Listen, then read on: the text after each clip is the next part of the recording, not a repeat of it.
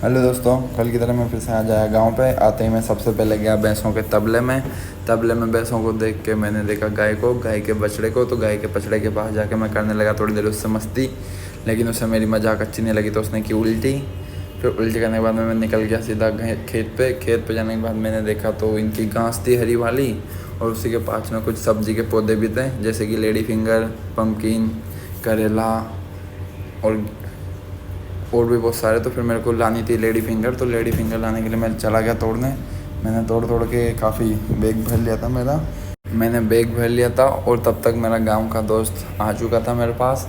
तो मैंने थोड़ी देर उससे बातें की। खेत में काफ़ी गीला था, इस वजह से मेरे जूतों की कंडीशन हो चुकी थी ख़राब, और जूते की कंडीशन हो चुकी थी ख़राब। तो इसी बीच मेरे को स्विमिंग पूल भी साफ़ करना था। और फिर मुझे याद आया कि मेरी NS काफ़ी दिनों से नहलाई नहीं मैंने, लेकिन वो गंदी नहीं हुई थी, फिर भी मैंने उसे साफ़ किया।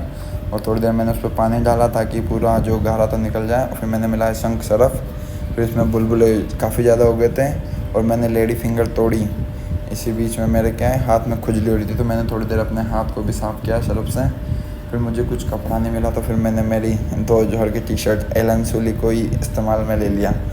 अब एलन सोली की टी-शर्ट को इस्तेमाल लेने के बाद मम्मी ने थोड़ा ज़्यादा मेरे को घर आने के बाद डर लगा, लेकिन कोई ना, गाड़ी में दी टी-शर्ट और आएगी, गाड़ी थोड़ी ना। तो मैंने अपनी गाड़ी को वॉश किया काफ़ी देर तक, तो इसका सारा धूल मिट्टी सब कुछ निकल जाने के बाद में मैंने फिर से इसे नहलाया अच्छे से पानी डाल के। फिर इसे नहलाते हो गया था मैं काफ़ी गंदा। मेरा पजामा भी काफ़ी धूल में हो गया था, और पसीना भी काफ़ी आ चुका था क्योंकि गर्मी बहुत ज़्यादा थी। फिर मैंने थोड़ी देर मज़े किए। फिर इसे नहलाने के बाद में मैंने सोचा कि इस पर धूल मिट्टी चेटे, इससे अच्छा मैं फिर से इसे सूखे कपड़े से पोंछ देता हूँ। तो फिर पोंछते मेरी उंगली में लग गई थी नेट की, और फिर मैं खुद भी नहाने लग गया। मैंने कि अपन भी नहा लेते हैं, नहीं तो अपन गंदे हो गए बहुत ज़्यादा, मम्मी मारेगी। तो मैं नहाते वक्त मज़े कर रहा था। तो मैंने देखा स्विमिंग पूल कितना लंबा है, तो ये भी लगभग मेरी बराबर 6 फीट का ही था।